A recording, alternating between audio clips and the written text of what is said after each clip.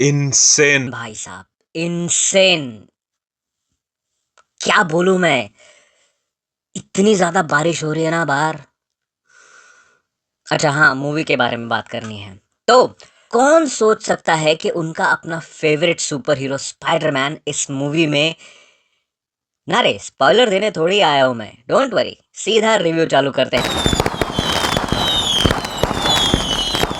तो आपको सारे स्पाइडरमैन मूवीज का नॉलेज होना जरूरी है, स्पेशली टॉम हॉलैंड वाले। एंड नहीं आता है कुछ तो वीडियो बना लिया है तुम्हारे भाई ने, ये वाला देख लेना। लेकिन ऑनेस्टली बोलूं तो एक सीटी मार मूवी में जो जो एलिमेंट होने चाहिए इसमें है, लेकिन उतने नहीं जितना आप एक्सपेक्ट करके जा रहे हो। जो भी ट्रेलर वगैरह में देखा होगा आपने एक्शन पीसेस, वो तो यार स्टोरी लाइन समझाते वक्त 2-2 सेकंड के लिए ही है जितना ट्रेलर में दिखाया था। बट ये सिर्फ action and super heroic element पे डिपेंड नहीं करती। स्पाइडरमैन अपना सब कुछ खो चुका है, लेकिन सबको खोने के बाद भी उसको अपनी सुपर हीरो वाली जिम्मेदारी निभानी है। लेकिन इन सब के बीच सबसे बड़ा सवाल ये है कि क्या उसकी आइडेंटिटी अब एटलीस्ट नेड और एमजे के सामने आएगी, या वो फिर से अकेला रह जाएगा। एंड क्यों उसको हल्क एंड स्कॉर्पियन के साथ लड़ना पड़ रहा है, वो तो आप मूवी देखो और खुद जान जाओ। भाई सुबह सुबह 6:30 बजे का शो देखने गया था मैं, and it was total Housefull. उतना ही नहीं, इंग्लिश हो या हिंदी, सारे शोज हाउसफुल है भाई। इतना क्रेज है इस मूवी का, फिर भले ही टिकट के प्राइस काय हाई क्यों ना हो, 500, 700, 1400।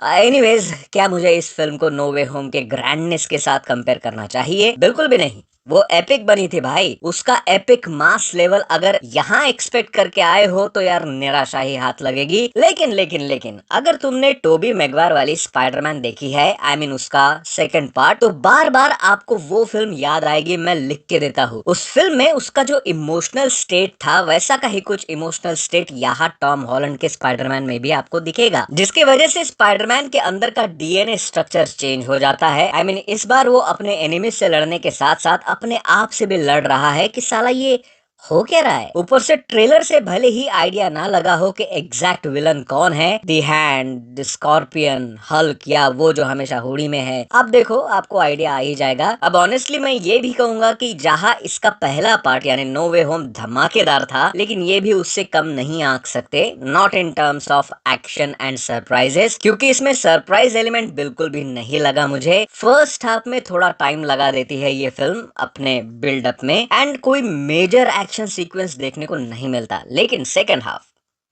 हल्क वाला सीक्वेंस भाई, चुम्मा था भाई। एंड वो दी हैंड निंजास के साथ भी वो, यार।